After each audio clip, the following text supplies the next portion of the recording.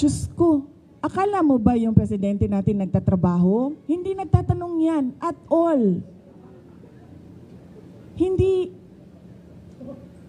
I swear to the flag, si BBM, hindi yan siya.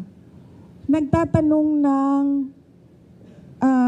trabaho at all. Kaya napansin nyo ba, walang direksyon yung governance at walang direksyon yung iba't ibang departamento.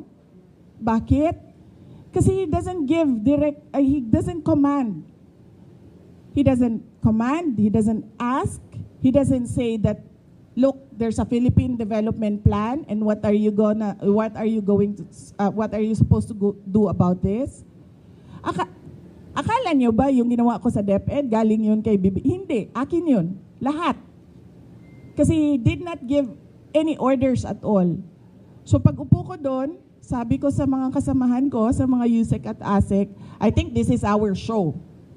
Kasi walang participation at all ang Pangulo. So gagawin na lang natin kung ano yung karapat dapat na gawin para sa edukasyon dito sa ating bayan. So we created the Matatag Agenda.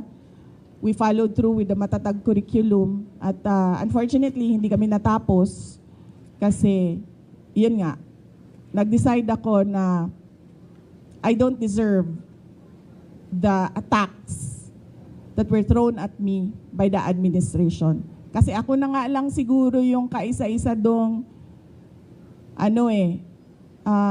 nagde-deliver para sa cabinet ni BBM. Tapos gadun pa yung gagawin nila sa akin. O di, nung nawala ako, edi wala na. Wala na siyang accomplishment at all.